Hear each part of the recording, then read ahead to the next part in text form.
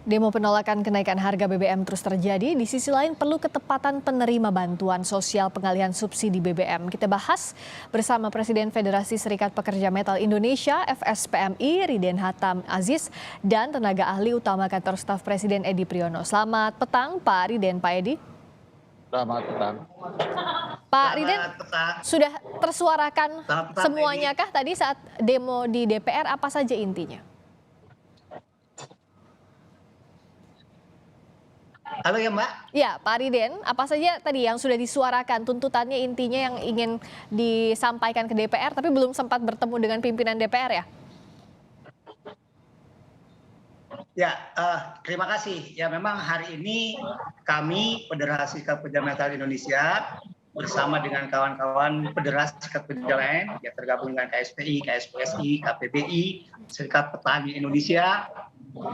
Kami melakukan aksi di seluruh Indonesia sebetulnya. Memang untuk Banten, DKI, Jabar kami pusatkan di gedung DPR RI, tapi di luar itu Jawa Timur, Jawa Tengah, Gorontalo, Kepri, Sulawesi, Kalimantan, mereka di kantor gubernur masing-masing dan juga kantor DPRD.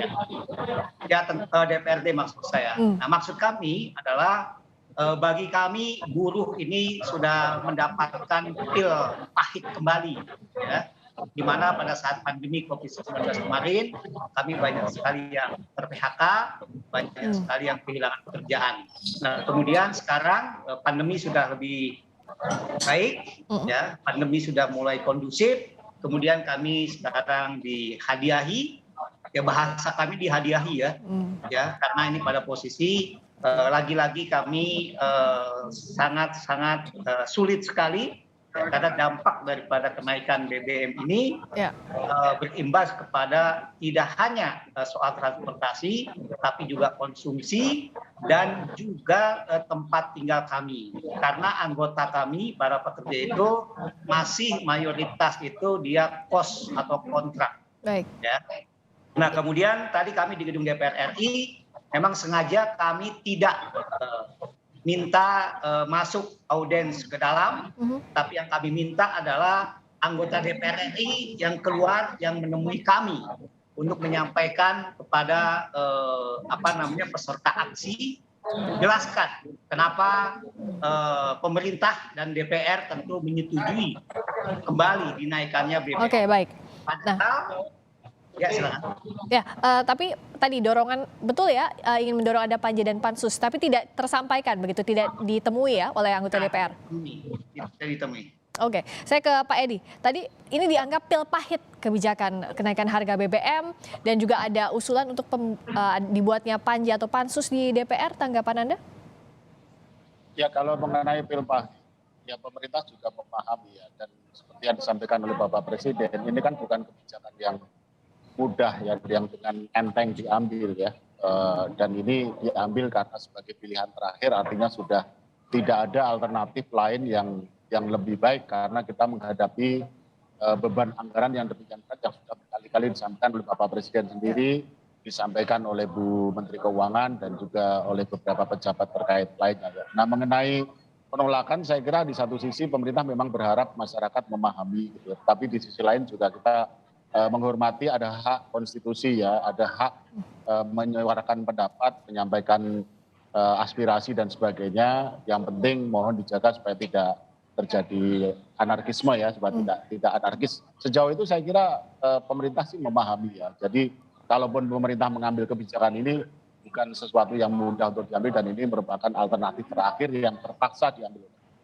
Oke, alternatif terakhir ini diambil karena dianggap subsidi BBM selama ini diterima oleh orang yang tidak semestinya menerima subsidi BBM itu, Pak Riden. Dengan pengalihan ke bansos, Anda lihat ini jadi solusi? Ya, tentu bansos yang kita ketahui sekarang faktanya adalah hampir semua menteri sosial itu kena kasus korupsi KPK, ya. Jadi kami justru khawatir dengan sekarang dialihkannya ini menjadi BLT, itu tanda petik ya, diduga nanti akan menjadi banjakan. Kenapa Anda pesimistis soal ini? Faktanya begitu, ya. Hampir semua mensos kena kasus korupsi. Kami khawatir sekali justru pengalihan ini justru bukan solusi kalau menurut kami. Hitung-hitungan kami seperti ini Mbak ya. Sekarang kami para buruh dikasihkan tanda petik gula-gula sebesar Rp600.000 ya. Nah, hitungan sederhana saja ya. Pertalit sekarang naik Rp2.350 ya. Nah, 1 minggu yang anggota kami yang menggunakan sepeda motor itu rata-rata 3 kali dia mengisi bensin. Berarti dalam 1 minggu saja udah 10.000 10.000 dikali 30.000 1 minggu. 1 bulan saja sudah 120.000 dia bantuan yang tadi BLT itu ya untuk konsumsi bensin. Itu hanya untuk beli bensinnya saja. Belum dampak daripada kenaikan harga sembako dan lain sebagainya. Nah, ini yang kita tanyakan ke Pak Edi. Soal kita bahas satu-satu dulu, Pak Edi. Tadi jaminannya apa? Bansos ini bisa tepat sasaran dan tepat guna, termasuk melindungi daya beli masyarakat dengan kenaikan harga BBM seperti yang dikhawatirkan Pak Riden tadi, Pak Edi. Sebenarnya kebijakan ini bukan kemudian semata-mata karena tidak tepat sasaran ya. Sebenarnya bukan hanya itu. Karena kalau tidak tepat sasaran itu kan dari awal kita sudah tahu bahwa kalau subsidi diberikan dalam bentuk subsidi barang, di mana harga barang dibuat menjadi lebih murah daripada yang seharusnya, siapapun bisa membeli, itu pasti kemungkinan salah sasarannya besar. Nah, ketika itu melibatkan anggaran yang tidak terlalu besar, itu oke lah gitu kan tidak dipermasalahkan selama ini kan. Tetapi ketika terjadi perubahan-perubahan di dunia, ketika harga minyak naik dan sebagainya, sehingga beban anggaran menjadi sangat tinggi. Nah, ini kemudian memaksa pemerintah untuk mengambil kebijakan yang kita tahu tidak akan disukai oleh siapapun, yaitu kenaikan harga BBM bersubsidi. Nah, mengenai tepat sasaran, ini kan problemnya kan begini kan. Yang kita khawatirkan sebenarnya kan kelompok menengah ke bawah. Nah, oleh karena itu ketika terjadi kenaikan harga BBM, pemerintah berusaha untuk meminimalkan dampak khususnya bagi kelompok menengah ke bawah dengan adanya beberapa bantuan yang tadi disebut. Paling tidak ada 3 yang tadi disebut, ya, ada BLT tunai, ada bantuan subsidi upah, kemudian bantuan yang dari Pemda. Di luar bantuan sosial yang selama ini memang sudah rutin diberikan kepada kelompok miskin atau rentan miskin seperti PKH dan BPNT. Nah, tadi Pak Riden dikatakan Pak Edi, ini kan tambahan bansos.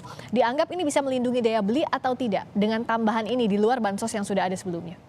Menurut fakta di lapangan, rasa-rasanya tidak. Kenapa? Karena khususnya kami ya sebagai buruh, yang perlu diketahui Pak Edi, kami 3 tahun terakhir itu UMK tidak naik.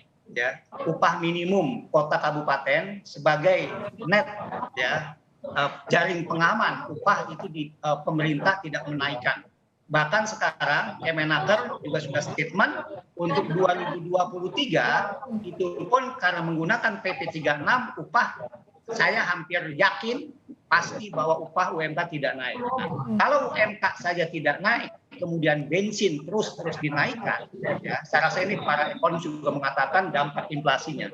Nah, tadi sekali lagi saya katakan 600.000 itu untuk konsumsi bensinnya saja itu hanya bisa untuk 3-4 bulan.